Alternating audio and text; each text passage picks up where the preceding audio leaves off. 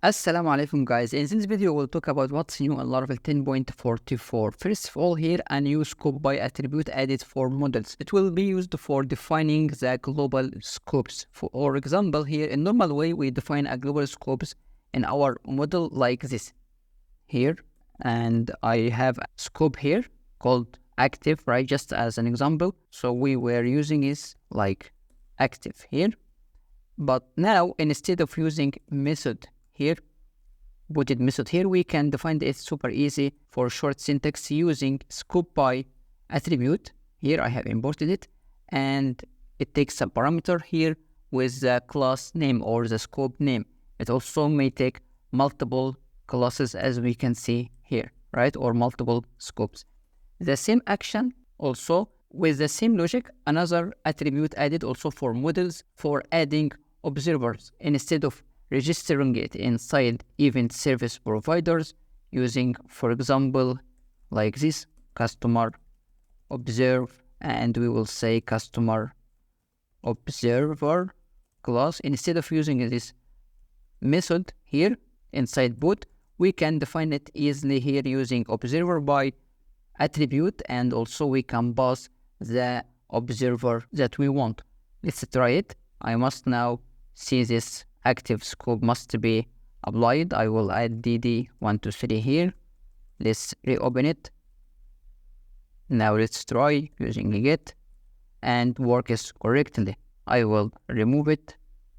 I will stop it also, and let's check it for the observer inside our customer observer. And here I have this method called after created. I will lay under 124, for example. Now let's back and check it. Customer factory create, and after created I have 124, which means instead of registering it in event service provider, we can register it easy here using observer by or observed by attribute. The next feature is select for collection. For example, here I will show you with the same example. I have users collection here, and instead of mapping, now we can select columns directly. So now we can say users and select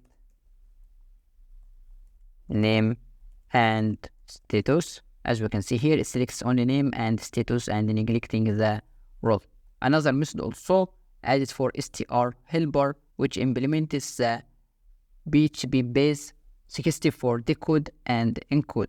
So if we take it here like this and paste, as we can see, it has been encoded.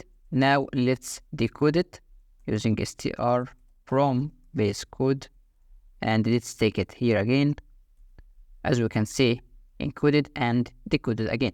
The last method here is take method for array helper, which takes how many elements that we can do, same like collection, which can be used for taking a specific amount of array.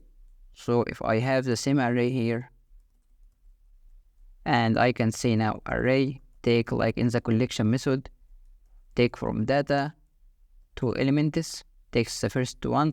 If we pass the negative value, it takes last to one.